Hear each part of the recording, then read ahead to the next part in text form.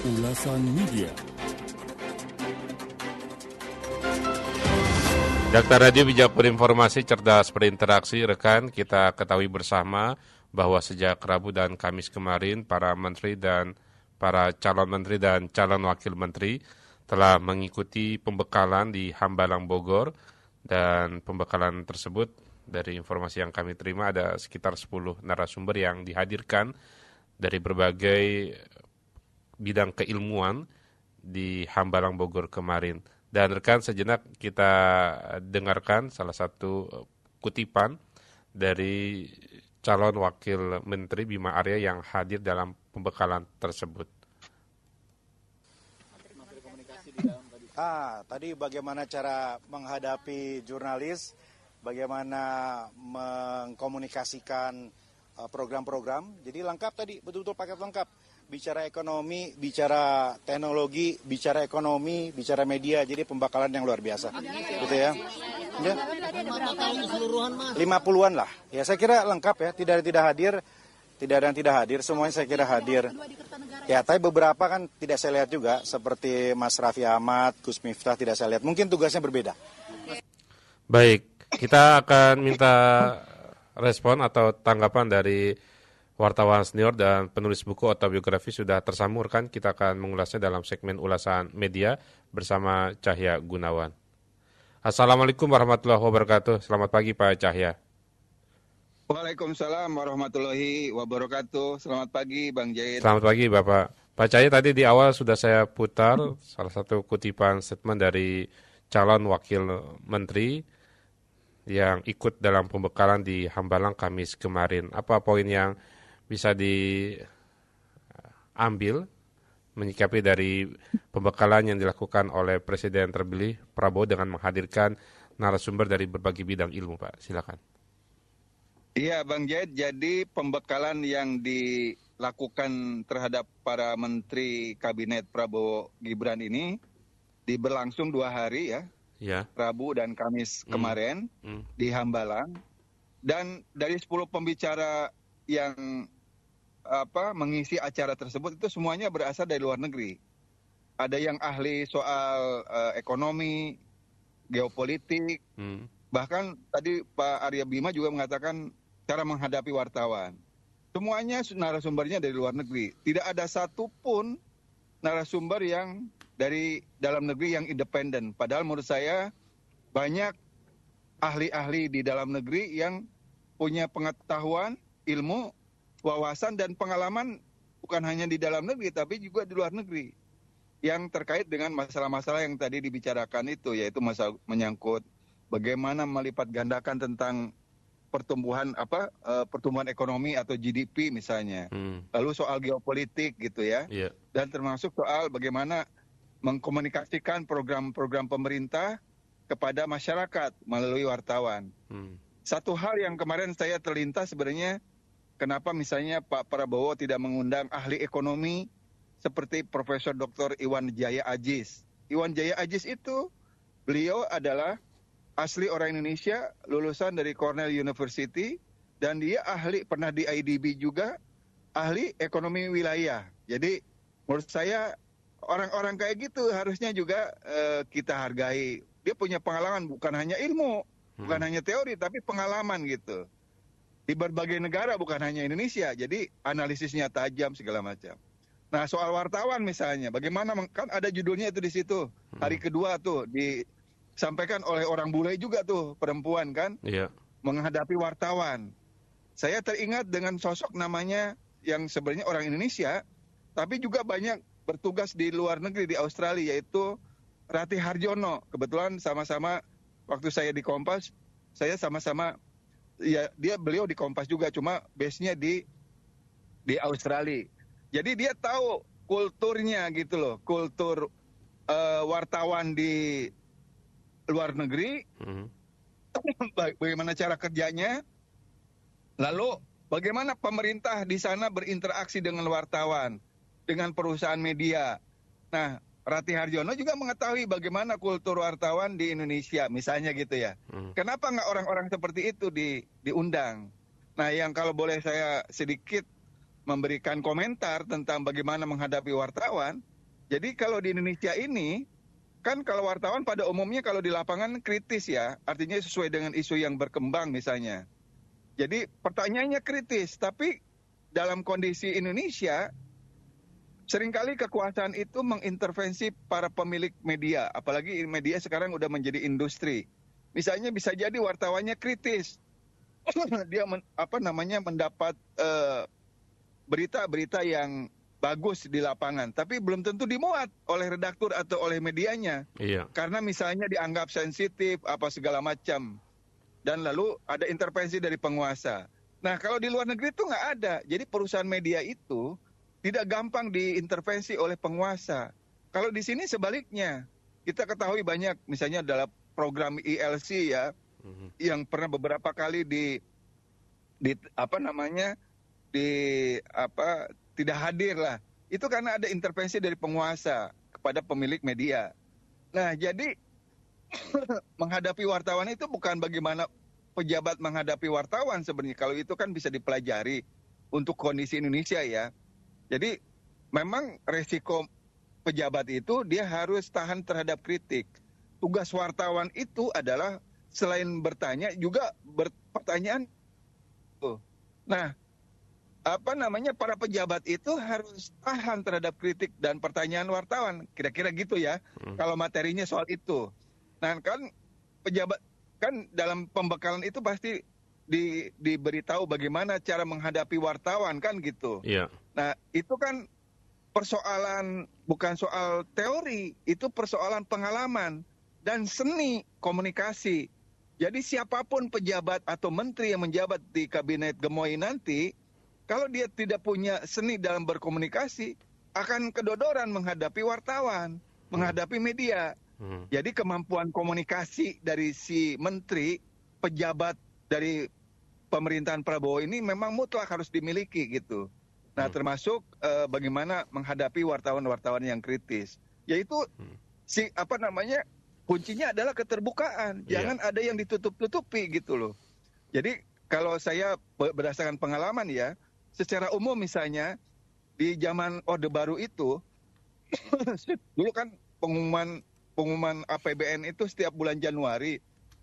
Jadi itu rancangan APBN itu sudah diberitahukan sebelum diajukan ke DPR pada malamnya oleh menteri terkait, misalnya Menteri Keuangan, Menteri Perekonomian. Jadi poin-poinnya apa aja? Misalnya di situ ada unsur penerimaan negara. Penerimaan negara itu dari mana aja? Dari penerimaan minyak, pajak dan lain-lain. Nah, itu dikomunikasikan kepada wartawan, karena kepada media maksud saya, ya artinya melalui wartawan, karena media ini adalah representasi dari publik langsung gitu loh. DPR itu adalah berikutnya gitu. Jadi di situ, jadi walaupun memang waktu itu ada ketentuannya embargo sebelum misalnya disampaikan resmi di DPR, tapi media sudah tahu lebih dulu gitu isunya yang paling dominan apa. Nah, sekarang pun sama, misalnya di bidang keuangan yang saya pahami ya, persoalan yang dihadapi Indonesia sekarang ini adalah utang yang menumpuk, ya kan, 8.000 triliun. Ini bagaimana nih exit policy-nya dari kebijakan Prabowo? Ini kan warisan nih. Iya. Warisan dari pemerintahan Jokowi. Bagaimana nih Prabowo menugaskan Menteri Keuangan yang baru, yaitu Sri Mulyani, yang sekarang diminta lagi untuk menjadi Menteri Keuangan, menyelesaikan persoalan utang yang menumpuk ini, ya kan? Ada utang, terutama utang-utang kepada Cina untuk pembangunan proyek-proyek itu. Lalu misalnya bagaimana melaksanakan program, misalnya makan bergizi gratis itu, dari mana sumber keuangannya, ya kan? Lalu penerimaan negara APBN, sumbernya dari mana? Dari pajak. Tensi pajak apa yang bisa ditarik supaya tidak memberatkan masyarakat bawah, kan gitu. Nah, kalau misalnya seperti pemerintahan Jokowi sebelumnya mengandalkan penerimaan pajak hanya menaikkan PPN, itu sih mencari mudahnya aja gitu, tapi memberatkan masyarakat.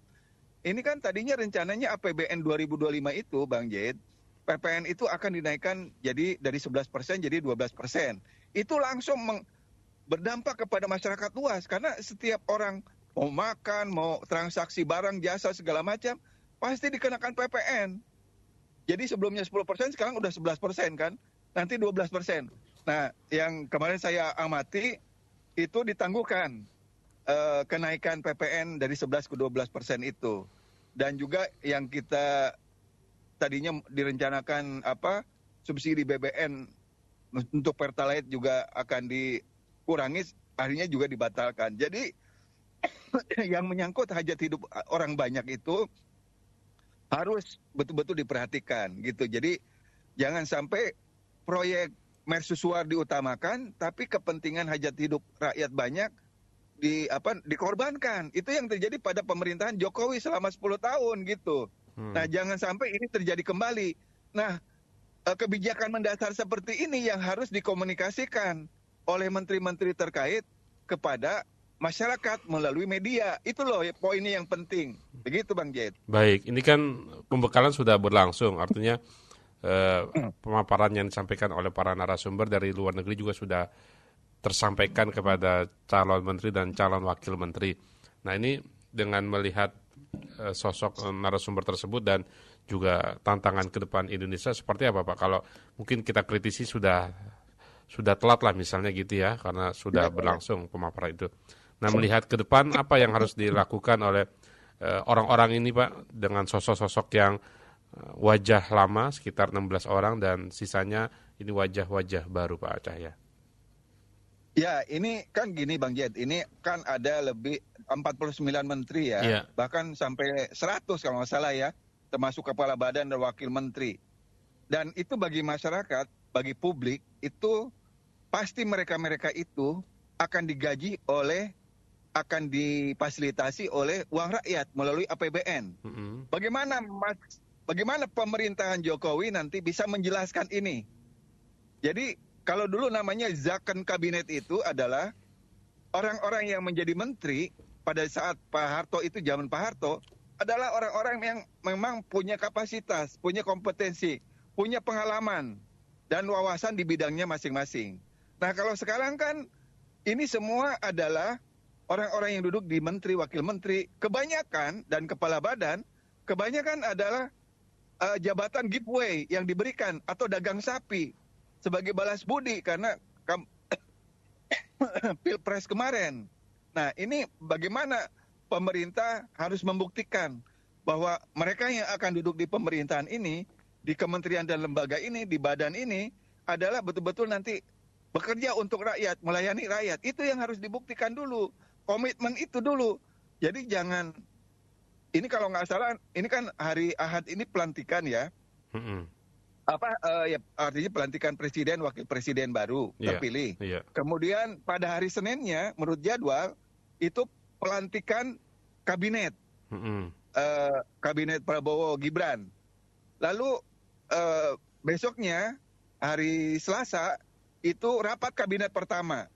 Dan hari Rabu, kalau nggak salah, sampai hari Sabtu, akhir pekan, mereka para menteri itu akan dibawa ke Magelang. Nah, jadi bukan hanya sekedar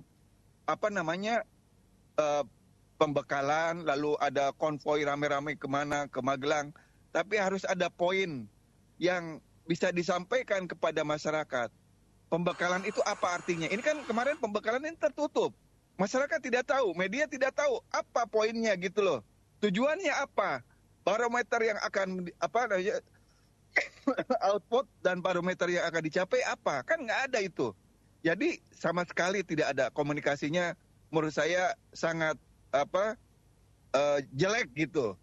Jadi tidak ada di masa transisi ini, tidak ada juru bicara yang bisa menjembatani dari pikirannya Prabowo kepada publik gitu loh. Itu yang harus yang pertama itu, karena setiap kegiatan-kegiatan yang dilakukan di masa transisi ini harus cepat dikomunikasikan kepada publik gitu. Jadi harus ada juru bicara yang in charge, yang dia embedded kepada Prabowo. Pak Prabowo, ini apa maksudnya pembekalan ini? Apa maksudnya nanti ke Magelang ini? Apa maksudnya nanti di rapat kabinet ini? Langsung ada dikomunikasikan. Kalau ini kan wartawan pusing, jadi semua orang ditanyain satu-satu, tidak ada juru bicara.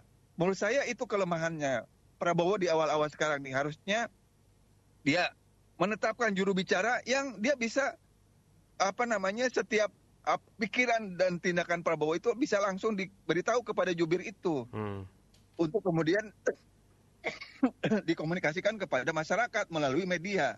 Kan gitu. Sekarang ini kan masyarakat menduga-duga, berasumsi, menafsirkan macam-macam gitu. Nah, bahkan sudah ada yang menghitung Bang Jed itu dengan komposisi kabinet dan menteri dan wakil menteri dan kepala badan seperti sekarang, pengeluaran per bulan itu paling tidak 16 miliar. Iya. Itu hanya untuk gaji aja ya. Belum fasilitas, belum ajudan segala macam itu. Nah, itu harus dijelaskan kepada publik gitu, karena mereka itu pada akhirnya nanti akan digaji dan mendapat fasilitas dari duit rakyat melalui APBN. Gitu Bang Jed yang lebih penting. Baik. Tadi saya sudah komunikasi Pak Cahya bahwa nama Pak Cahya ini masuk dalam bursa